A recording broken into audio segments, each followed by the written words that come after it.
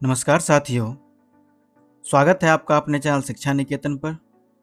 साथियों, मैं आशा करता हूं कि आपने हमारे सीटेट मास्टर प्लान की पिछली 6 क्लासेस बहुत ही शानदार तरीके से कवर कर ली होंगी। विशेष रूप से हमारी क्लास नंबर 6, जहां हमने जॉन डीवी की प्रगतिशील शिक्षा और हार्वर्ड गार्डनर के बहुबुद्धि सिद्धांत का पोस्टमार्टम किया था। साथियों, ये क्लास यानी क्लास नंबर 7 हमारे मास्टर प्लान का सबसे हाई वोल्टेज क्लास है। इस क्लास में हम सीडीपी के जिन 3 टॉपिक्स को उधेड़ने वाले हैं, भाषा और विचार, लिंग और व्यक्तिगत भिन्नताएं, ये केवल सीडीपी के 30 नंबरों के लिए ही नहीं, बल्कि आपकी Hindi pedagogy, English pedagogy, Sanskrit pedagogy और यहाँ तक कि गणित पेडागोजी के लिए भी संजीवनी बूटी है। अगर आप इन 3 विषयों को मिला दें तो आपके सीटेट के पेपर 1 और पेपर 2 दोनों में कम से कम 10 से 15 नंबर सीधे सीधे इस एक क्लास से पक्के होने वाले हैं। जरा सोचिए, अगर एक शिक्षक यही नहीं समझता कि हर बच्चा अलग गति से सीखता है, यानी इंडिविजुअल डिफरेंसेस, या समाज ने कैसे लड़के लड़कियों के लिए झूठे नियम बना रखे हैं, जेंडर कंस्ट्रक्ट, या फिर एक बच्चा अपनी मातृभाषा कैसे सीखता है, तो क्या वह कभी एक सफल शिक्षक बन सकता है? बिल्कुल नहीं। इसलिए इस क्लास में हम जीन पियाजे, लेव वाइगोत्स्की और नोम चॉम्स्की के विचारों की ऐसी गहराई में उतरेंगे कि सारे डाउट्स हमेशा के लिए खत्म हो जाएंगे। तो चलिए बिना समय गवाए शुरू करते हैं आज का क्लास। भाषा और विचार के सिद्धांतों पर जाने से पहले हमें यह समझना होगा कि भाषा यानी कि लैंग्वेज असल में है क्या। सीटेट में कई बार भाषा की बुनियादी संरचना से सीधे सवाल आते हैं। स्क्रीन पर देखिए, भाषा विचारों, भावनाओं और जानकारियों को व्यक्त करने का एक सिस्टम है। इसकी सबसे छोटी ध्वनि इकाई यानी कि साउंड यूनिट को ध्वनिग्राम या फोनेम कहते हैं। जैसे जब हम बोलते हैं क, ख, प, इनका अपने आप में कोई अर्थ नहीं है, यह सिर्फ ध्वनि है। दूसरी होती है रूपग्राम या मॉर्फीम। यह भाषा की सबसे छोटी अर्थपूर्ण यानी मीनिंगफुल इकाई है। जैसे जल, पेन, कार इत्यादि, इनका एक स्पष्ट अर्थ है और इन्हें और छोटा नहीं किया जा सकता। इसके बाद आते हैं 2 बहुत ही महत्वपूर्ण शब्द, वाक्य विन्यास यानी सिंटैक्स और अर्थ विज्ञान सिमेंटिक्स।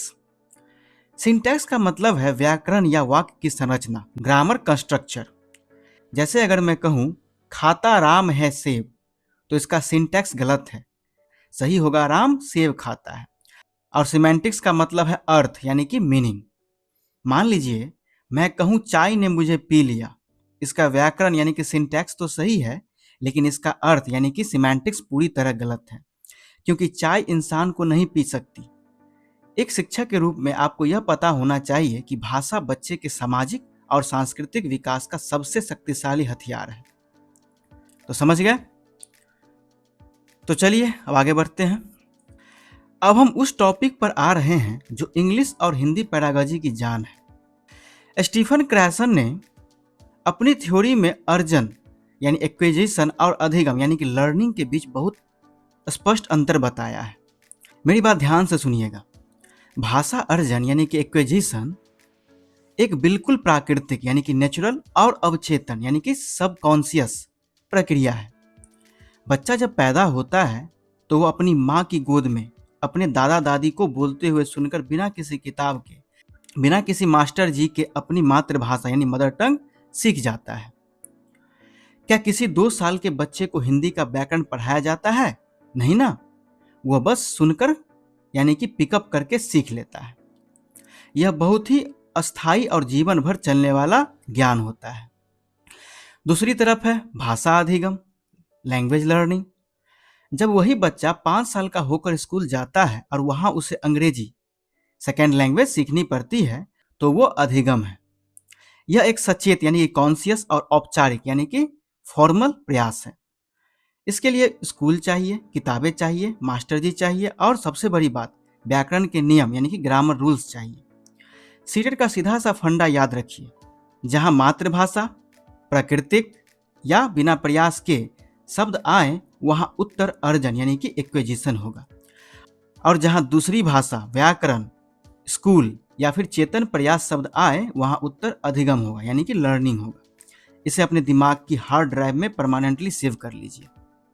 समझ गए? तो दोनों में मुख्य अंतर क्या है? एक सहज और स्वाभाविक प्रक्रिया है, जबकि दूसरा अभ्यास और शिक्षण पर आधारित है। क्लियर? दोस्तों, मनोविज्ञान के इतिहास में भाषा को लेकर दो बहुत बड़ी विचारधाराओं में भयंकर टक्कर हुई। एक तरफ थे बीएफ स्किनर और उनके व्यवहारवादी साथी, और दूसरी तरफ थे नोम चॉम्स्की। स्किनर ने कहा कि बच्चा एक खाली बर्तन या कोरी स्लेट की तरह पैदा होता है, तो फिर वो भाषा कैसे सीखता है? स्किनर के अनुसार बच्चा केवल बड़ों की नकल यानी कि इमिटेशन करता है, और जब उसे शाबाशी या पुनर्बलन यानी कि रेंफोर्समेंट मिलता है तो वो भाषा सीख जाता है। लेकिन फिर एंट्री हुई आधुनिक भाषा विज्ञान के पिता नोम चॉम्स्की की। चॉम्स्की ने स्किनर की थ्योरी की धज्जियां उड़ा दी। चॉम्स्की ने कहा, अरे भाई, अगर बच्चा सिर्फ नकल करता है तो वो ऐसे नए वाक्य कैसे बना लेता है जो उसने जिंदगी में कभी किसी से नहीं सुने। चॉम्स्की ने अपना नेटिविस्ट या जन्मजात सिद्धांत दिया। उन्होंने डंके की चोट पर कहा कि हर इंसान के बच्चे में भाषा को ग्रहण करने की जन्मजात क्षमता यानी कि इनेट एबिलिटी होती है। बच्चा खाली स्लेट नहीं है, वो अपने दिमाग में भाषा का एक पूरा सॉफ्टवेयर पहले से इंस्टॉल करवाकर दुनिया में आता है। और उस सॉफ्टवेयर का नाम क्या है? चलिए अगली स्लाइड में देखते हैं। चॉम्स्की ने दुनिया को दो ऐसे जादुई शब्द दिए जो सीटेट वालों के सबसे पसंदीदा है। पहला शब्द है लैड, लैंग्वेज एक्विजिशन डिवाइस, यानी भाषा अर्जन यंत्र। चॉम्स्की ने कहा कि हमारे मानव मस्तिष्क में जन्म से ही एक काल्पनिक तंत्र या डिवाइस मौजूद होता है। जब बच्चा अपने आसपास लोगों को बोलते हुए सुनता है तो यह लैड उन आवाज़ों को कैच करता है और खुद ब खुद व्याकरण के नियम यानी ग्रामर रूल्स बना लेता है। और इसी से जुड़ा है उनका दूसरा जादुई शब्द सार्वभौमिक व्याकरण यानी कि यूनिवर्सल ग्रामर। चॉम्स्की मानते हैं कि दुनिया की हजारों भाषाओं का जो बेसिक व्याकरण है, जैसे संज्ञा क्रिया का होना, वो सब में एक जैसा है। एक जापानी बच्चा जापानी ग्रामर जनरेट कर लेगा और एक हिंदुस्तानी बच्चा हिंदी की ग्रामर जनरेट कर लेगा। सब इसी लैड का कमाल है। लेकिन एक बहुत जरूरी बात, चॉम्स्की और स्टीफन क्रैसन दोनों ने एक क्रिटिकल पीरियड हाइपोथेसिस की बात की। इसका मतलब है कि बचपन यानी अर्ली चाइल्डहुड भाषा सीखने का सबसे संवेदनशील समय होता है। जैसे जैसे उम्र बढ़ती है, 12-13 साल के बाद यह लैड डिवाइस कमजोर पड़ने लगता है। इसलिए वयस्कों को नई भाषा सीखने में बहुत परेशानी होती है। यह स्लाइड आपके सीधे 2 नंबर पक्के करेगी, सो ध्यान रखिएगा। अब हम प्रवेश कर रहे हैं सीटेट के उस चक्रव्यूह में जहां सबसे ज्यादा बच्चे फंसते हैं। जीन पियाजे और लेव वाइगोत्स्की दोनों ही महान रचनावादी यानी कंस्ट्रक्टिविस्ट थे, लेकिन भाषा और विचार के रिश्ते को लेकर इन दोनों में 36 का आंकड़ा था। स्क्रीन पर दी गई इस टेबल का तुरंत स्क्रीनशॉट ले लीजिए। पहले बात करते हैं स्विट्जरलैंड के दादाजी जीन पियाजे की। पियाजे का स्पष्ट मानना था कि बच्चे के अंदर पहले विचार यानी कि थॉट का जन्म होता है। उनका तर्क था कि बिना सोचे बच्चा बोल कैसे सकता है, यानी कि संज्ञानात्मक विकास पहले होगा और फिर वो विचार भाषा को दिशा देगा। पियाजे के अनुसार भाषा बच्चे के संज्ञानात्मक विकास में कोई बहुत बड़ा रोल प्ले नहीं करती। लेकिन रूस के हमारे युवा हीरो लेव वाइगोत्स्की ने इस बात को सिरे से खारिज कर दिया। वाइगोत्स्की ने कहा कि शुरुआती सालों में भाषा और विचार दो बिल्कुल अलग और समानांतर यानी कि पैरेलल पटरियां हैं, लेकिन लगभग 3 साल की उम्र में ये दोनों पटरियां आपस में मिल जाती है, मर्ज हो जाती है। वाइगोत्स्की के अनुसार भाषा कोई छोटी मोटी चीज नहीं है, यह एक अत्यंत शक्तिशाली सामाजिक उपकरण यानी कि सोशल टूल है जो बच्चे की सोच यानी कॉग्निशन को पूरी तरह से आकार देता है। Language drives thought. सीटेट में अगर प्रश्न पूछे कि विचार पहले आता है, किसने कहा, तो उत्तर होगा पियाजे ने। अगर पूछे भाषा और विचार आपस में गुथे हुए हैं, तो उत्तर होगा वाइगोत्स्की ने। क्लियर? दोस्तों, आपने अक्सर छोटे बच्चों यानी लगभग 3 से 5 साल के बच्चे को खेलते समय खुद से बड़बड़ाते हुए सुना होगा। मान लीजिए एक बच्ची पजल सुलझा रही है और खुद से बोल रही है, अरे यार, ये नीला टुकड़ा कहाँ गया? नहीं, ये फिट नहीं होगा। बस इस घटना को पियाजे और वाइगोत्स्की कैसे देखते हैं, यह सीटेट का सबसे हॉट टॉपिक है। जीन पियाजे इस खुद से बात करने की प्रक्रिया को अहम केंद्रित वॉक यानी कि इगोसेंट्रिक स्पीच कहते हैं। पियाजे के अनुसार बच्चा अभी संज्ञानात्मक रूप से अपरिपक्व यानी कि इमेच्योर है। वह सोचता है कि पूरी दुनिया उसी के नज़रिए से सोचती है, इसलिए वह जो बड़बड़ा रहा है उसका कोई खास फायदा नहीं है और समय के साथ यह आदत अपने आप खत्म हो जाती है। लेकिन वही लेव वाइगोत्स्की ने दुनिया को एक बिल्कुल नया और गजब का नजरिया दिया। वाइगोत्स्की ने इसे निजी वॉक यानी कि प्राइवेट स्पीच कहा। उन्होंने कहा कि यह बच्ची कोई बेवकूफ़ी नहीं कर रही है, बल्कि वह बोल बोल कर अपनी ही सोच को दिशा दे रही है, गाइड कर रही है। वह अपने कार्यों का आत्मनियमन यानी कि सेल्फ रेगुलेशन कर रही है। वाइगोत्स्की के अनुसार वह अपने कार्यों का आत्मनियमन यानी कि सेल्फ रेगुलेशन कर रही है। वाइगोत्स्की के अनुसार यही निजी वॉक आगे चलकर 7 साल की उम्र तक आंतरिक वॉक यानी कि इनर स्पीच में बदल जाता है।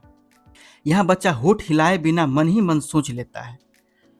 तो एग्जाम में याद रखिएगा, सेल्फ रेगुलेशन और private speech is equal to Vygotsky, और संज्ञानात्मक अपरिपक्वता या अहम केंद्रित वॉक इज इक्वल टू जीन पियाजे। क्लियर? भाषा का पूरा ऑपरेशन करने के बाद अब हम इस क्लास के दूसरे सबसे बड़े विषय पर आ रहे हैं, जहां से पेपर 1 और पेपर 2 दोनों में 2 से 3 सवाल फिक्स हैं, और वो टॉपिक है जेंडर यानी कि लिंग। दोस्तों, हमारे समाज में सबसे बड़ी भ्रांति यह है कि लोग सेक्स यानी यौन और जेंडर यानी लिंग को एक ही चीज मान लेते हैं, लेकिन मनोविज्ञान और समाजशास्त्र में जमीन आसमान का अंतर है। सेक्स क्या है यानी कि यौन क्या है? तो सेक्स एक जैविक संरचना यानी कि बायोलॉजिकल कंस्ट्रक्ट है। यह प्रकृति ने तय किया है। जैसे महिलाओं में बच्चे को जन्म देने की क्षमता होती है और पुरुषों में नहीं, यह बायोलॉजी है, इसे बदला नहीं जा सकता। लेकिन जेंडर क्या है, लिंग क्या है? जेंडर पूरी तरह से एक सामाजिक संरचना यानी कि सोशल कंस्ट्रक्ट है। प्रकृति ने कहीं नहीं लिखा कि लड़के रोते नहीं हैं या लड़कियां कोमल होती है और उन्हें सिर्फ घर का काम करना चाहिए। यह सारे नियम, ये सारी झूठी भूमिकाएं हमारे पितृसत्तात्मक समाज यानी कि सोसाइटी ने गढ़ी है। समाज ने तय किया कि पुरुष पैसे कमाएगा और महिला घर संभालेगी। चूंकि यह समाज द्वारा बनाया गया है, सोशली कंस्ट्रक्टेड है, इसलिए यह परिवर्तनशील यानी कि फ्लूइड एंड चेंजेबल है। सीटेट के एग्जाम में अगर आपसे पूछा जाए जेंडर इज ए डैश, तो आपका सीधा सा और इकलौता सही जवाब होगा सामाजिक संरचना यानी कि सोशल कंस्ट्रक्ट। इस सवाल को तो घोल कर पी जाइए, ये एग्जाम में काफी बार पूछा गया है। क्लियर? अब हम उन 2 शब्दों को समझेंगे जो हर बार सीटेट के पेपर में छपते हैं, जेंडर रूढ़िवादिता स्टेरियोटाइपिंग और जेंडर पूर्वाग्रह यानी कि जेंडर बाइस्ड। इनमें बहुत ही बारीक सा अंतर है। जेंडर रूढ़िवादिता यानी जेंडर स्टेरियोटाइप का मतलब है समाज की वह सड़ी गली और पुरानी धारणाएं जिन्हें लोग बिना सोचे समझे सच मान लेते हैं, ओवर सिंप्लीफाइड बिलीव्स। जैसे अगर किसी के घर लड़का पैदा होता है तो लोग उनके लिए नीले यानी ब्लू रंग के कपड़े लाते हैं, और लड़की के लिए गुलाबी यानी कि पिंक, या फिर लड़कों को खेलने के लिए कार या बंदूक देना और लड़कियों को खेलने के लिए गुड़िया और रसोई का सेट देना। प्रकृति ने रंगों या खिलौनों पर किसी का नाम नहीं लिखा है। यह विशुद्ध रूप से रूढ़िवादिता है, जेंडर स्टीरियोटाइप है। और जेंडर पूर्वाग्रह यानी कि जेंडर बाइस्ड क्या है? जब यही रूढ़िवादी सोच आपके व्यवहार में उतर आती है और आप इसके आधार पर पक्षपात यानी डिस्क्रिमिनेशन, अनइक्वल ट्रीटमेंट करने लगते हैं, तो वह जेंडर पूर्वाग्रह बन जाता है।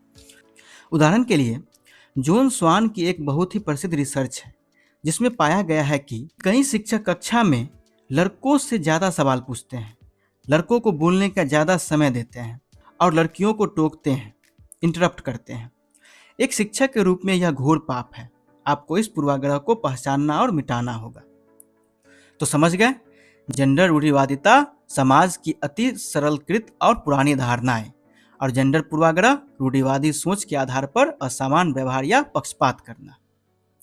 किसी भी लिंग के प्रति रूढ़िवादी धारणाएं और पूर्वाग्रह विकास में असमानता और भेदभाव को बढ़ाते हैं। क्लियर? अब जरा इस बहुत ही मजेदार और कंफ्यूजिंग कंसेप्ट को समझिए। समानता इक्वालिटी और समता इक्विटी में क्या फर्क है? स्क्रीन पर जो चित्र है वह इसका सबसे बेहतरीन उदाहरण है। समानता यानी कि इक्वालिटी का मतलब है कि आप सभी बच्चों को एक जैसी सुविधा दें, इक्वल अपॉर्चुनिटीज। लेकिन समता यानी कि इक्विटी का मतलब है यह पहचानना कि सभी बच्चे एक ही लेवल पर है या नहीं। समाज में महिलाओं और लड़कियों को ऐतिहासिक रूप से पीछे रखा गया है, इसलिए समता का अर्थ है कि उन्हें समान परिणाम यानी इक्वल आउटकम्स तक पहुंचाने के लिए उचित और निष्पक्ष अवसर और अतिरिक्त समर्थन दिया जाए। तो सीटेट पास करने के बाद एक शिक्षक के रूप में आपकी क्या जिम्मेदारी है? आपकी जिम्मेदारी केवल चुपचाप पढ़ाना नहीं है, बल्कि जेंडर रूढ़िवादिता को चुनौती देना यानी कि चैलेंज जेंडर स्टीरियोटाइपिंग है। आप कक्षा में ऐसे उदाहरण देंगे जहां लड़कियां फुटबॉल टीम की कैप्टन हैं और लड़के सिलाई कर रहे हैं या भावुक होकर रो रहे हैं। इसके अलावा आपको जेंडर तटस्थ भाषा यानी कि जेंडर न्यूट्रल लैंग्वेज का उपयोग करना होगा। आप क्लास में चेयरमैन या कैमरामैन नहीं कहेंगे, क्योंकि इसमें मैन शब्द जुड़ा है जो पुरुष प्रधानता को दिखाता है। आप कहेंगे चेयरपर्सन या कैमरा पर्सन। यही एक प्रगतिशील शिक्षक की पहचान है, यानी कि आपको जेंडर रूढ़िवादिता को सक्रिय रूप से चुनौती देना होगा, तभी आप आदर्श शिक्षक कहलाएंगे। समझ गए? तो समानता अवसर देती है, समता परिणाम सुनिश्चित करती है। एक संवेदनशील शिक्षक हर बच्चे तक न्याय पहुंचाता है। क्लियर?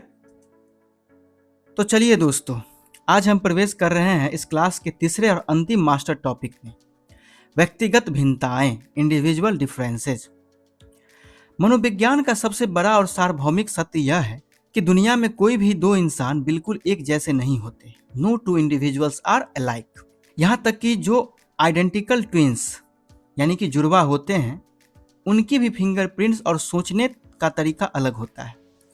आपकी क्लास में बैठे 30 बच्चों का शारीरिक विकास, बुद्धि यानी IQ, भावनाएं और सामाजिक पृष्ठभूमि सब अलग अलग होती है। सवाल यह उठता है कि ये भिन्नताएं आती कहां से है? तो इसके दो ही मुख्य कारण हैं। पहला है हमारी अनुवांशिकता, हेरिडिटी यानी कि नेचर, जो हमें हमारे माता पिता के जीन से मिलते हैं। और दूसरा है हमारा पर्यावरण, इन्वायरमेंट यानी कि नर्चर, यानी हमारा परिवार, समाज और स्कूल।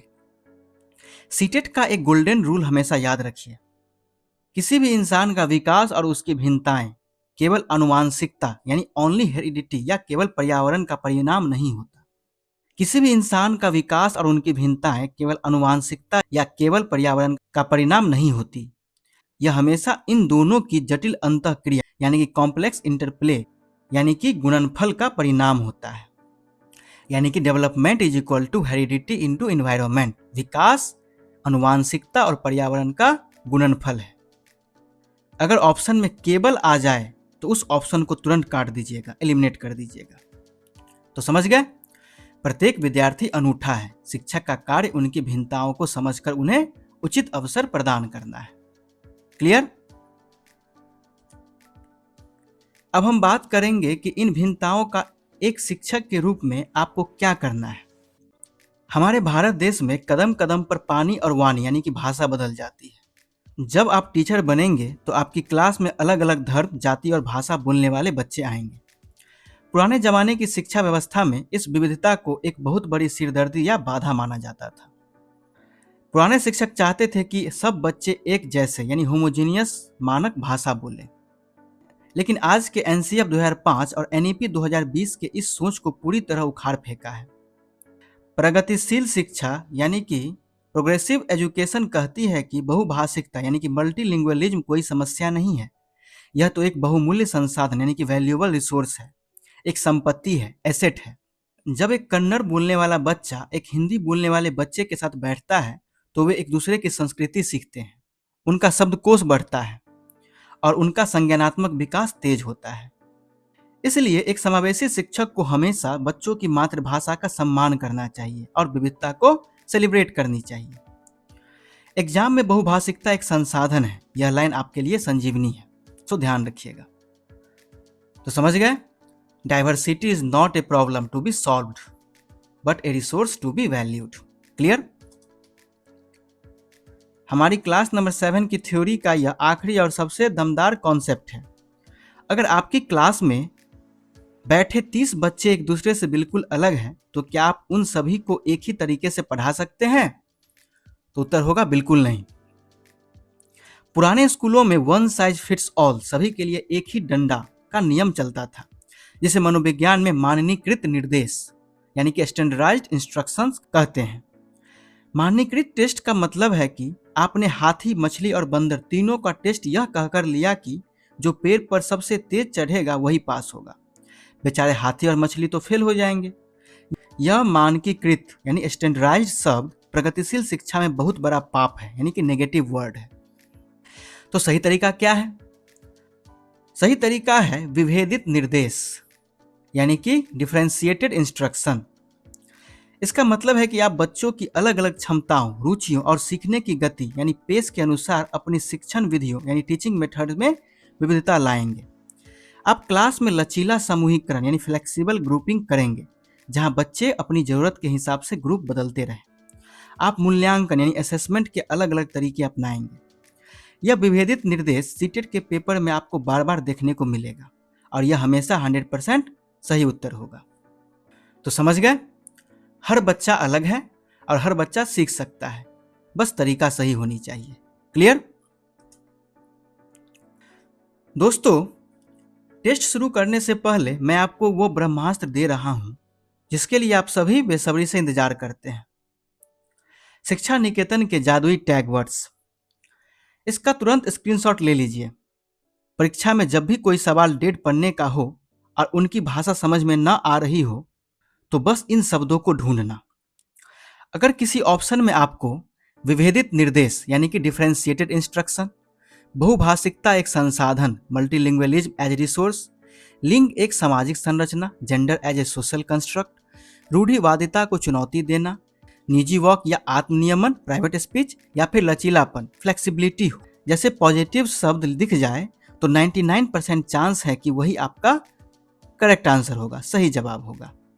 और इसके ठीक उल्टा, अगर एग्जामिनर ने किसी ऑप्शन में मानकीकृत यानी कि स्टैंडर्डाइज्ड, केवल एक मानक भाषा या मातृभाषा पर रोक, लिंग एक जैविक नियति, रूढ़िवादिता को बढ़ावा देना, अहम केंद्रित या अपरिपक्व वाइगोत्स्की के संदर्भ में, या फिर समरूप सामूहिकरण होमोजीनियस ग्रुपिंग, या बच्चों को अलग अलग सेक्शन में बांटना यानी सेग्रीग्रेशन लिखा दिख जाए तो उस ऑप्शन को देखते ही गोली मार देना है, यानी कि काट देना है, क्योंकि समावेशी शिक्षा में यह भयंकर पाप है।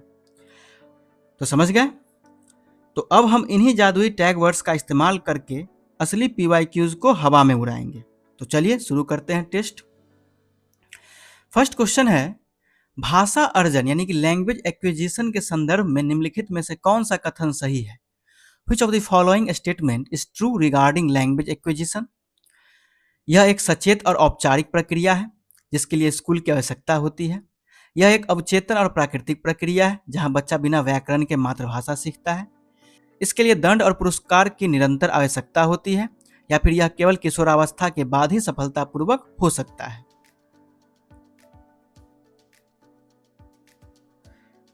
चलिए ऑप्शंस का पोस्टमार्टम करते हैं।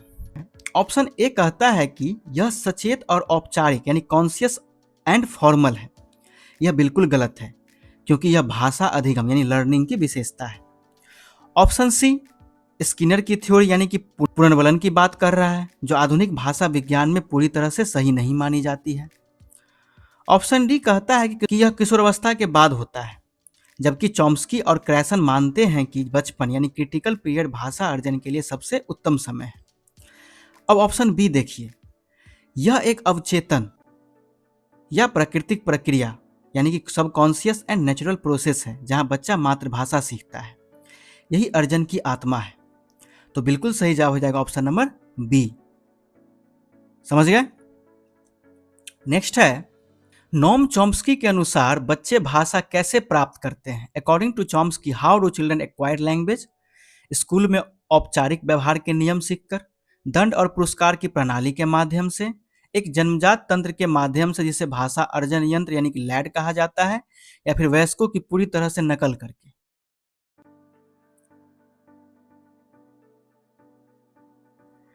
अगर यह प्रश्न स्टीफन क्रैसन के अधिगम लर्निंग के बारे में होता तो उत्तर औपचारिक स्कूल यानी कि ऑप्शन नंबर ए होता। अगर क्वेश्चन बीएफ स्किनर के बारे में होता तो उत्तर नकल और पुरस्कार यानी कि इमिटेशन एंड रिवार्ड होता, यानी ऑप्शन नंबर बी और डी। लेकिन क्वेश्चन हमारे हीरो नोम चॉम्स्की के बारे में है। चॉम्स्की ने दुनिया को बताया कि बच्चा कोई खाली स्लेट नहीं है, बच्चों के मस्तिष्क में जन्म से ही भाषा को ग्रहण करने की एक जैविक क्षमता यानी कि इननेट एबिलिटी होती है, जिसे उन्होंने लैंग्वेज एक्विजिशन डिवाइस यानी कि लैड नाम दिया। यह डिवाइस बच्चों को दुनिया की किसी भी भाषा के सार्वभौमिक व्याकरण यानी कि यूनिवर्सल ग्रामर को डिकोड करने में मदद करता है। इसलिए बिना किसी शक के हमारा सही जवाब हो जाएगा ऑप्शन नंबर सी। नेक्स्ट है, भाषा और विचार के संदर्भ में जीन पियाजे और लेव वाइगोत्स्की के दृष्टिकोण का सही वर्णन कौन सा कथन करता है? Which of the following statements describe Piaget and Vygotsky's view on language and thought correctly? दोनों भाषा को बच्चे के विचार से उत्पन्न मानते हैं। वाइगोत्स्की के अनुसार विचार पहले उभरता है और पियाजे के अनुसार भाषा का विचार पर गहरा प्रभाव पड़ता है। सी, पियाजे के अनुसार विचार पहले उभरता है और वाइगोत्स्की के अनुसार भाषा का विचार पर गहरा प्रभाव पड़ता है। या फिर डी, दोनों विचार को बच्चे की भाषा से उत्पन्न मानते हैं।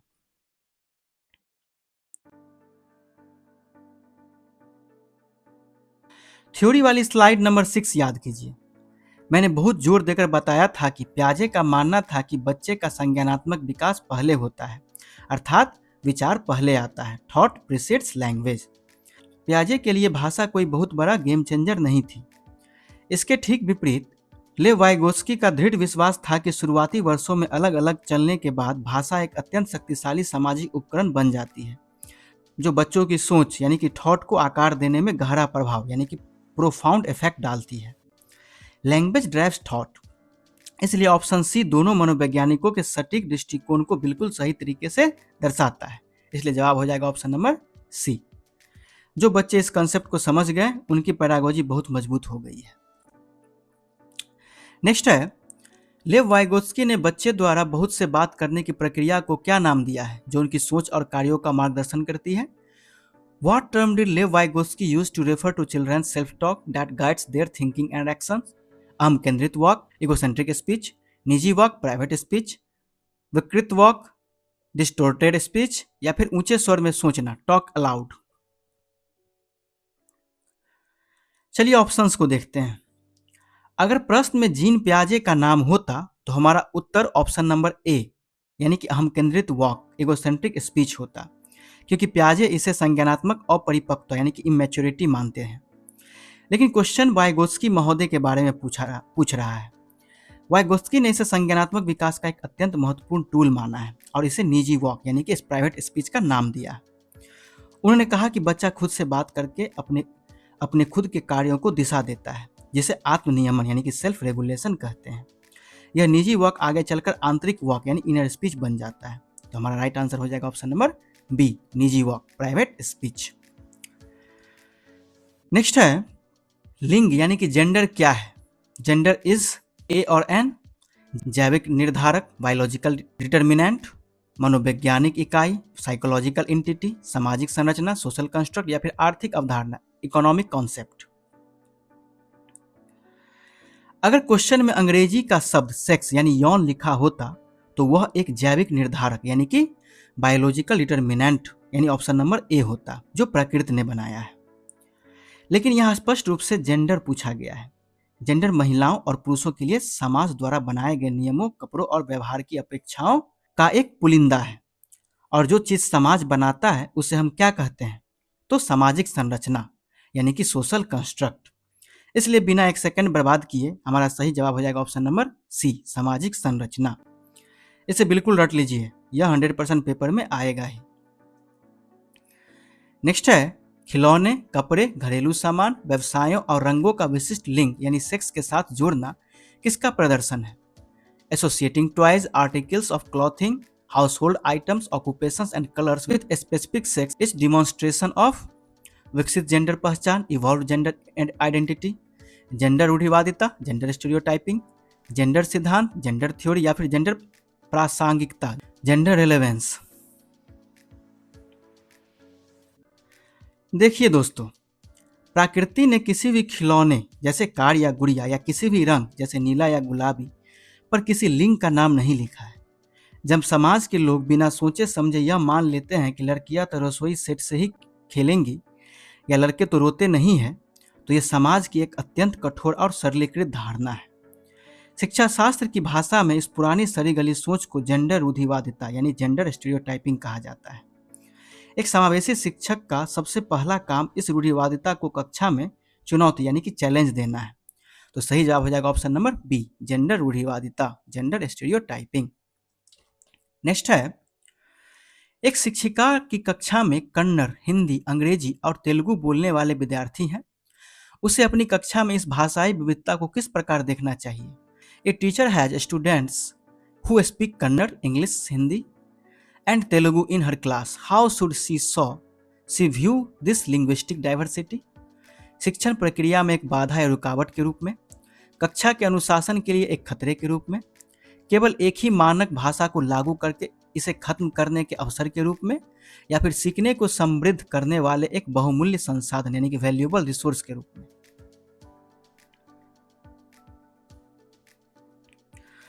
यहां आपको मेरे नेगेटिव पॉजिटिव टैग वर्ड्स की ताकत दिखेंगी।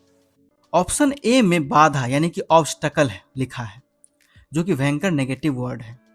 ऑप्शन बी में खतरा यानी कि थ्रेट लिखा है, काट दीजिए इसे भी। ऑप्शन सी में केवल यानी कि ओनली, मानक भाषा यानी कि स्टैंडर्ड लैंग्वेज और विविधता को खत्म यानी एलिमिनेट करने की बात हो रही है। प्रगतिशील शिक्षा में विविधता को कभी खत्म नहीं किया जा सकता, यह भी गलत है। अब ऑप्शन डी देखिए, सीखने को समृद्ध करने वाले एक बहुमूल्य संसाधन यानी कि वैल्यूएबल रिसोर्स के रूप में। एनसीएफ 2005 और एनईपी 2020 चिक कर कहते हैं कि बहुभाषिकता कभी समस्या नहीं, हमेशा एक संपत्ति यानी कि एसेट है। बच्चा दूसरी भाषाओं से बहुत कुछ नया सीखता है। तो इसका सही जवाब हो जाएगा ऑप्शन नंबर डी।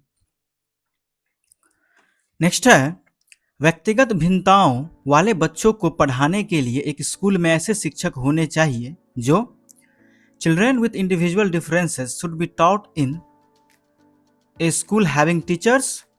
व्यक्तिगत भिन्नताओं के आधार पर बच्चों को अलग अलग सेक्शन में बांटने के लिए प्रशिक्षित हो, विविध सीखने की जरूरतों को पूरा करने के लिए विभिन्न शिक्षा शास्त्र का उपयोग करने के लिए प्रशिक्षित हो, बच्चों को समरूप शिक्षार्थी बनाने के लिए प्रशिक्षित हो, या फिर बच्चों के बीच की सभी भिन्नताओं को पूरी तरह खत्म करने का लक्ष्य रखते हो।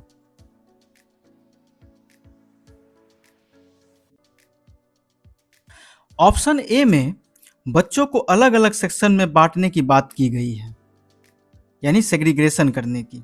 समावेशी शिक्षा कहती है कि बच्चों को बांटना या अलग अलग करना अपराध है, यानी सेग्रीगेट अपराध है।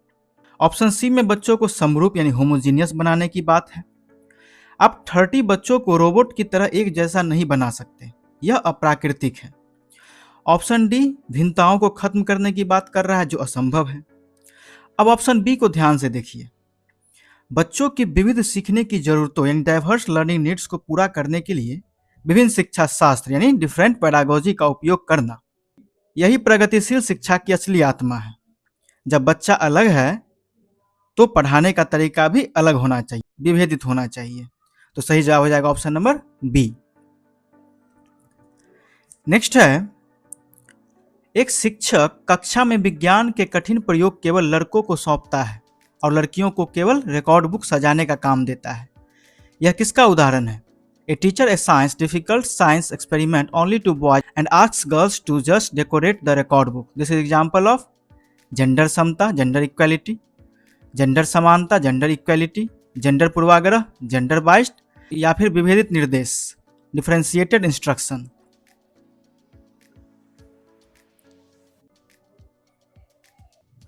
शिक्षक ने यह मान लिया है कि, चलिए इस घटना का विश्लेषण करते हैं।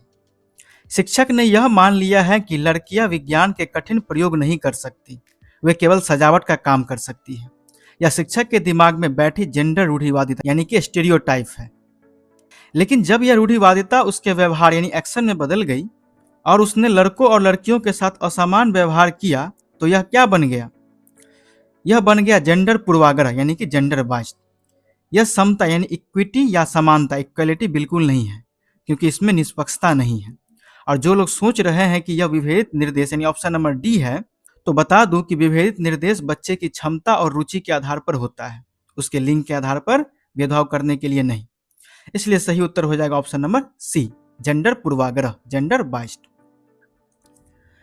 नेक्स्ट है, राष्ट्रीय शिक्षा नीति यानी एनईपी 2020 के अनुसार विविध आवश्यकता वाले बच्चों की कक्षा में शिक्षण कैसा होना चाहिए? As per NEP 2020, teaching in a classroom of students with diverse needs should be उद्देश्यपूर्ण, अनुकूली, विभेदित या फिर मानकीकृत।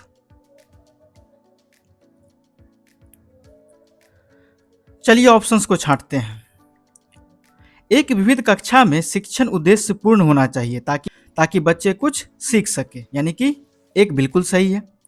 शिक्षण अनुकूली होनी चाहिए, यानी एडेप्टिव होना चाहिए, यानी बच्चों की गति और माहौल के हिसाब से ढलने वाला, तो दो भी सही हो गया। शिक्षण विभेदित होना चाहिए, जहां हर बच्चे की अलग अलग आवश्यकता का सम्मान हो, तीसरा भी सही है। परंतु जरा चौथा देखिए, मानकीकृत। क्या शिक्षा मानकीकृत या वन साइज फिट्स ऑल होनी चाहिए? तो बिल्कुल नहीं। मानकीकृत निर्देश विविधता के सिद्धांत को पूरी तरह नष्ट कर देता है। अतः यह चौथा नंबर मानकीकृत बिल्कुल गलत है, नेगेटिव टैग वर्ड से। जिस ऑप्शंस में 4 लिखा हुआ है वो बिल्कुल काट दीजिए। तो ए और डी ये बिल्कुल गलत हो गया। हमारे पास बचता है केवल 1, 2 और 3, जो कि ऑप्शन नंबर सी में दिए गए हैं।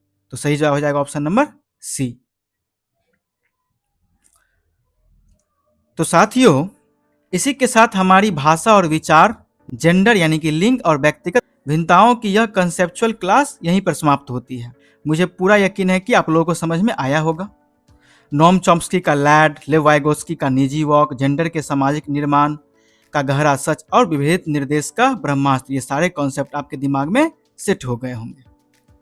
अब एग्जामिनर चाहे प्रश्न की भाषा को कितना भी लंबा या जटिल क्यों न कर दे, आप हमारे जादुई टैग वर्ड्स की मदद से सही आंसर निकाल ही लेंगे। जो भी स्कोर रहा आप लोगों का वो कमेंट में जरूर बताइएगा। हम अपनी अगली क्लास यानी क्लास नंबर 8 में सबसे कंफ्यूजिंग चरण की ओर बढ़ेंगे, जहां हम मूल्यांकन और आकलन यानी कि असेसमेंट एंड इवैल्यूएशन तथा सतत एवं व्यापक मूल्यांकन यानी कि CCE का भयंकर पोस्टमार्टम करेंगे।